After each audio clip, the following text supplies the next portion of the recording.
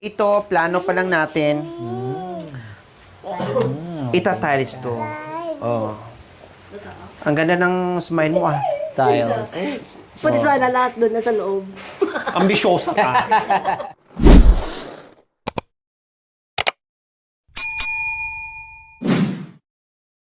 So yes po mga kabayan, dahil tapos na tayo mag-flooring at magpalitada. Yes, meron kasing suggestion po mga kabayan. So try ko po, no? Try nating lahat at sabay-sabay din po nating suportahan yung another suggestion, another mission natin mga kabayan dito sa bahay ni Kuya Jerome and Ate Princess. 'Di ba po? Nagsimula tayo sa loob ng bahay, sa renovation, sa terrace, tapos sa gate, sa bubong, and then ito wala sa plano pero nandito na naman tayo mga kabayan sa likuran nila at yung ito ay magiging kwarto ng mga kabayan. Gaya ng sinabi ko po, lahat halos gamit nila dyan mga kabayan ay pang kwarto.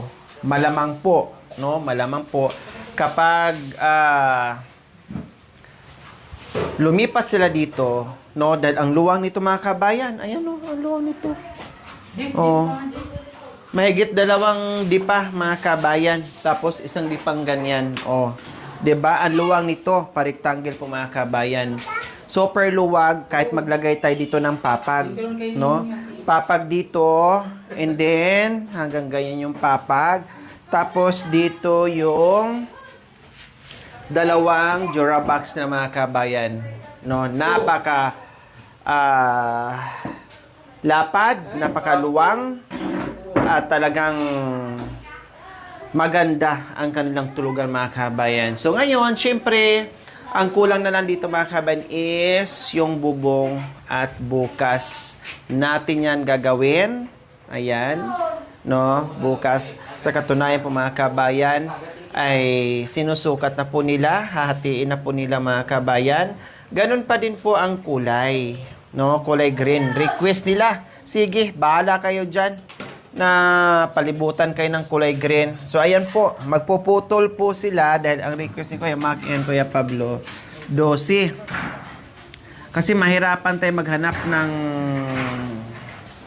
size ang haba, no? Sabi naman din nila, pag 8, sobrang laki yung exist, no? Yung sobra.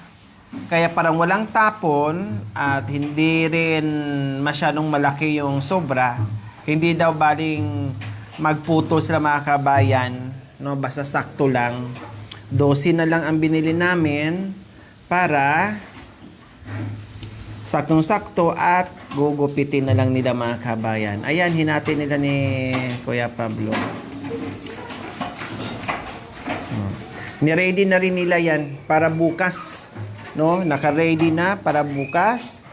Para tapal na lang mga kabayan. Kasi pag nabuo nila yung mga braces sa yung mga kahoy para pagkakabitan ng yero ay mabilis na lang, no? Pako-pako. Ilang piraso lang naman 'yan? 6, 3,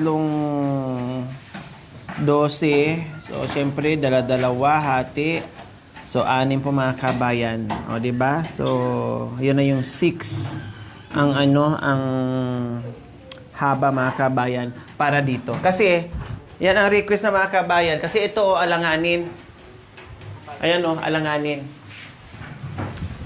Tapos, ganyan na yung kapiraso. Kaya tama, may bulada pa dyan, no? At isusuksok na naman yan dito mga kabayan na ganito din, bakal, ayan. Tatanggalin nila yan, iangat nilang pataas, tapos suksok nilang yung bago, tapos ibalik yung screw. Ayan. Hanggang dito yan. Diba? Hindi sobra-sobra kapag 8 ang gamitin natin, 8 ang bilhin natin, sobra. Tapos, siyempre, malaki din ang presyo. Mas mahal siya. Dito tayo para makatipid at sakto lang. Kaya, ayan ang pinuputo na nila. Hinahanda na nila bukas yung gagawin nila mga kabayan.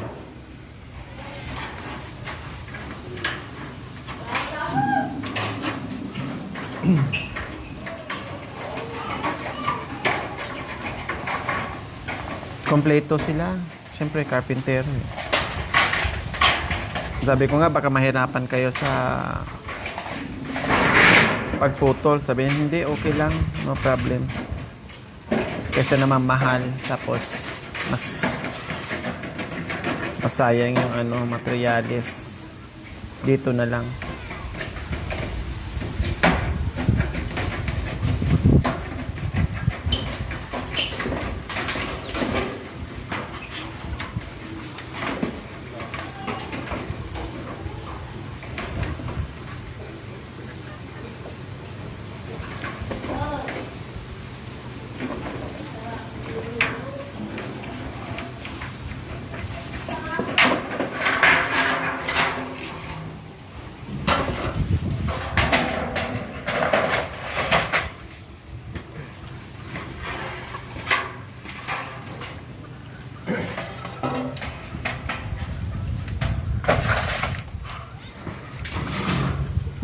Yung kahoy natin, kuya, hindi na yan kapusin.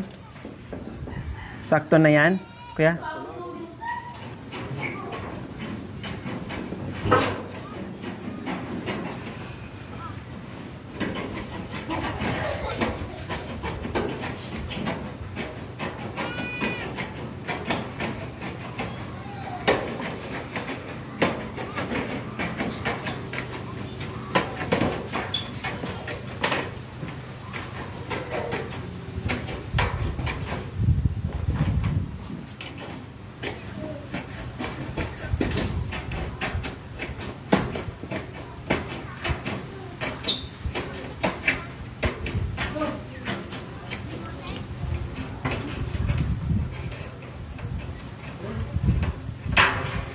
Ayan, ayos. Ayan. Okay na po mga kabayan. Yung wala.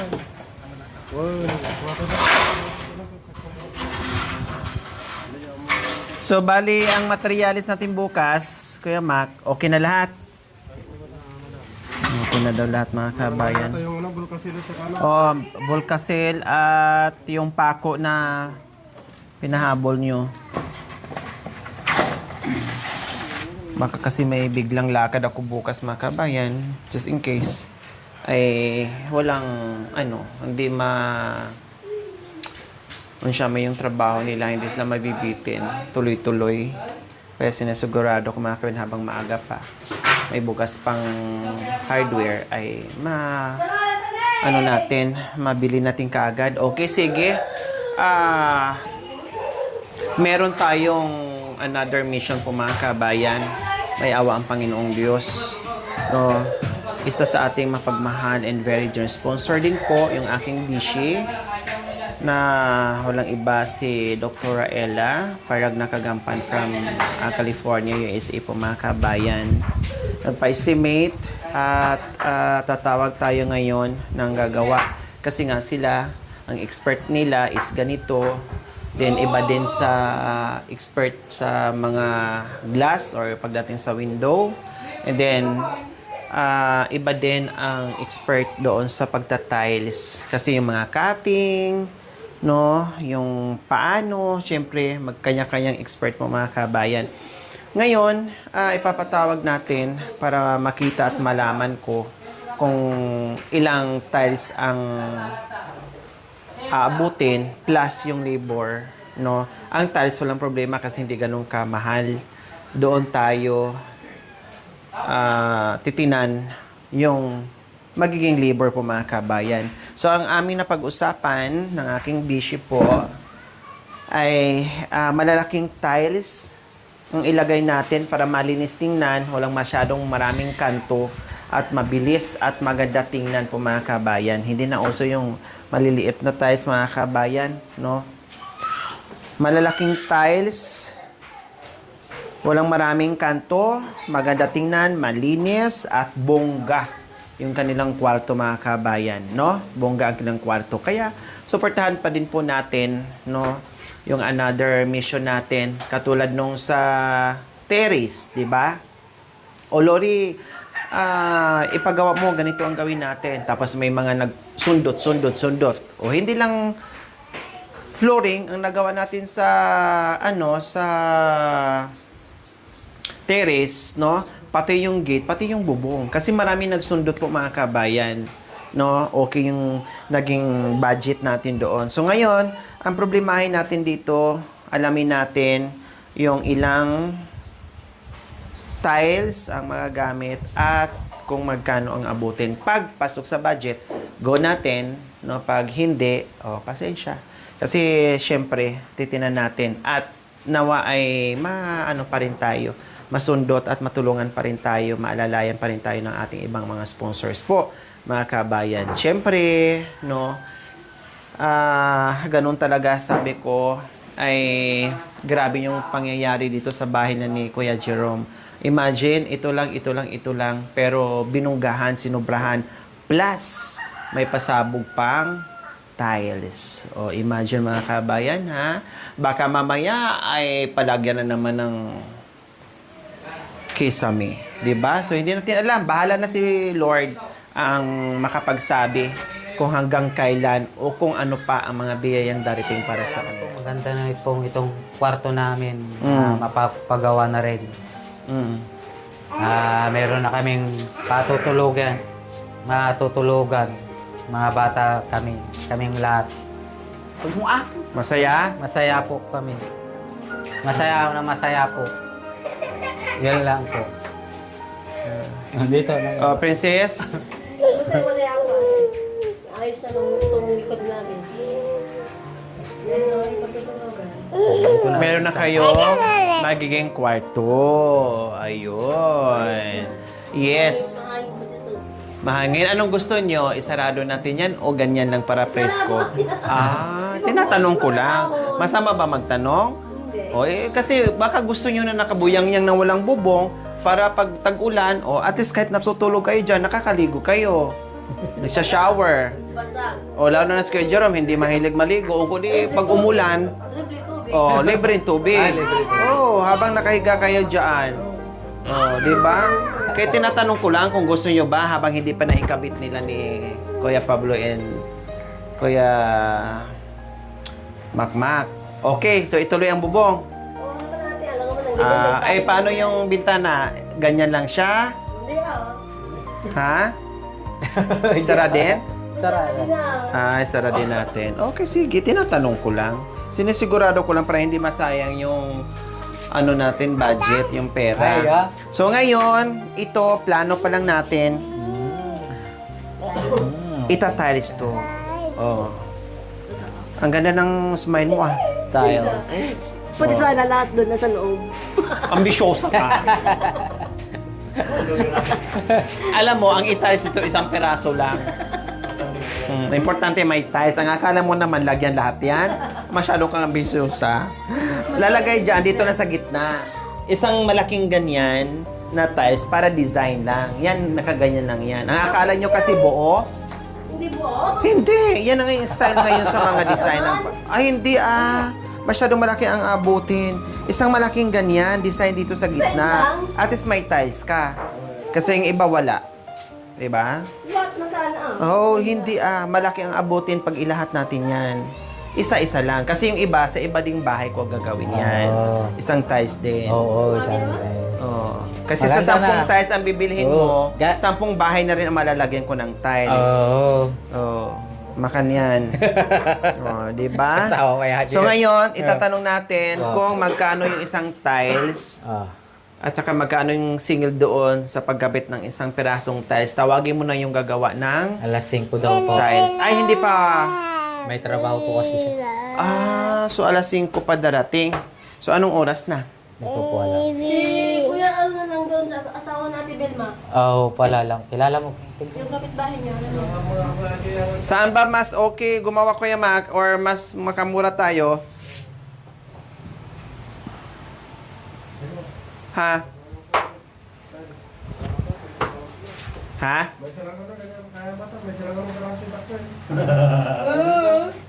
May isa lang na piraso lang maka. Ipalkat mo lang ito. Kayo na lang? Hindi. Dito sa gitna. Ay, pala si Kuya Kwan. Ni Kuya Ray. Ang katawagan ng Krenante na trabaho na. Oh, Yan, bagam. nandiyan? Opo. Sige, sige. sabihin mo, Princess, no, may trabaho siya. Wala. So, ayan po mga kabay, nagpatawag na tayo. Muna dyan, muna. Muna nag-tell sa dyan.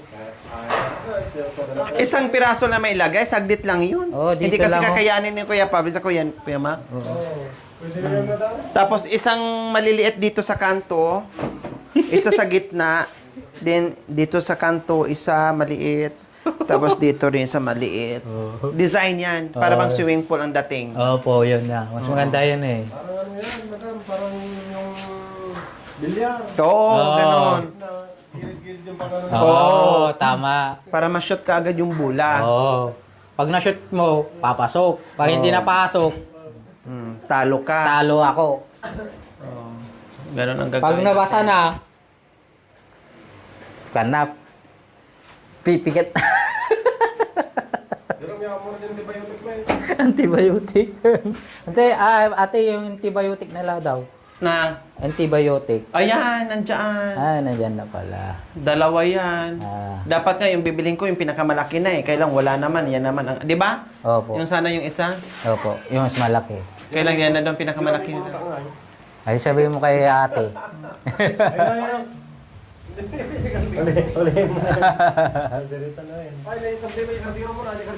Uy, rarating ni Gayam. Ay, kuhanan.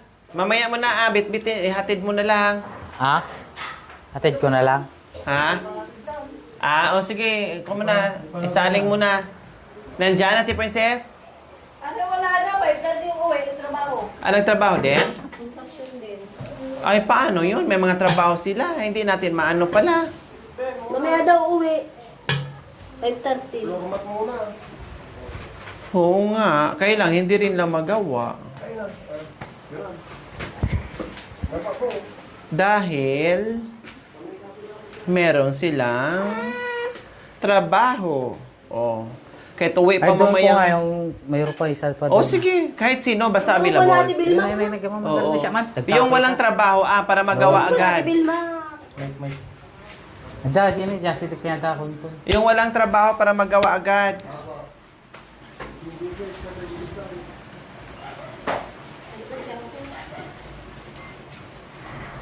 Wala ka? Bigat-bigat mo. Bigat tutoy mo. Wala inaano niya, kinakalkal niya, malanghap, delikado yan. Matutuyo sa baga niya yan.